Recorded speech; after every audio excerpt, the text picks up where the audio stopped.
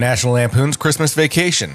Here's some fun facts you might not know. The original script was written by John Hughes for a December issue of 1980's National Lampoon magazine. The story was originally called Christmas of '59, and in the attic scene where Chevy Chase is trapped up there and he's going through old home movies, you can actually see some of the footage that he pulls out is labeled Christmas of '59, but in the movie it's actually Christmas of '55. But that's where they drew inspiration from. Speaking of houses, the house next door to the Griswolds where Todd and Margot live was actually the house that Danny Glover lived in Lethal Weapon. And when they showed up to film, there was a toilet still flaming on the front lawn. You might not have noticed, but in the Vacation movies prior to this one, Rusty is actually portrayed as the older brother, but in the Christmas Vacation, he is the younger brother. Do you sleep with your brother? Do you know how sick and twisted that is, Mom? Christmas Vacation is the directorial debut of director Jeremiah Chechik. Prior to this, Chechik was only doing TV commercials and had no Hollywood experience, but his videos caught the eye of Stanley Kubrick, who mentioned him in a New York Times interview. After that, Chechik started fielding phone calls for multiple opportunities directing films, including the National Lampoon's Christmas Vacation, which originally was meant for director Chris Columbus, but after meeting Chevy Chase just one time, he said, "I can't work with this guy." For more on that, check out my Home Alone video. National Lampoon's Christmas Vacation was the only one of the series to spawn its own sequel, Christmas Vacation 2, Cousin Eddie's Island Adventure, which was... Speaking of Cousin Eddie, apparently the character was based on a real guy that Randy Quaid knew out of Texas. Dinner was full! Specifically, the tongue clicking. The sweater Dickie combo, by the way, was actually Randy Quaid's wife's idea at the time, and I almost got one just for this video. Sadly, this was Mae Questrel's last movie that she ever filmed. She played Aunt Bethany in the movie, but in the 1930s, she was the voice of Betty Boop.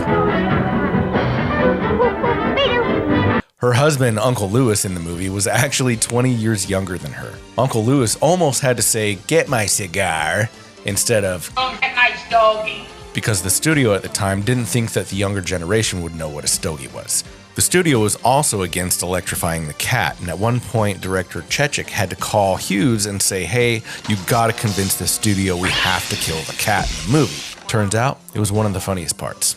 What is it? By the way, this whole movie almost was filmed in Southern California, with exception of some parts like the Christmas tree scene and the sledding scene that were filmed in Colorado. There's one part in particular where there was an actual earthquake when Aunt Bethany and Uncle Lewis walked through the front door for the very first time at the Griswold's house. If you look close, you can see the camera shake. The sledding scene took a long time to shoot and everybody was extremely cold and it was a very high altitude. They were all ready to go home, and at the very last take, Randy Quaid says, "Bingo." And the director said, "You got to do that again. One more take." The old Dodge 4-door pickup that's tailgating the Griswolds in the very beginning of the movie is actually the same truck used in Overboard, which I coincidentally watched last night, and I thought it looked familiar. Chevy Chase actually broke his pinky after punching one of the reindeers on the front lawn after he couldn't get his lights to work. When Clark's in bed reading the magazine and his hands are all covered in sap, the person on the cover of the magazine is actually director Jeremy Chechik. For the scene where the dog chases the squirrel around the house, they had actually been working with an animal trainer to train the squirrel and the dog to do the scene perfectly. When Chechik came to work that morning to film the scene, everyone was standing around in a circle acting really sad. He said, "What's going on?" And they said, "The squirrel is dead." Where's Eddie? He usually eats these goddamn things. So they got some random squirrel and they let the dog chase it. It ruined the set and chaos ensued. In a deleted post-credit scene, Todd and Margot would have had Santa's sleigh that got launched into the air by Cousin Eddie's explosion come through their bedroom window, surprising them as they said Merry Christmas to each other. There's a ton more I could have done on this video. Let me know what I forgot down in the comments below. Follow us, The Rad and Retro Show, here and on Facebook and Instagram, where we make daily posts about more fun facts.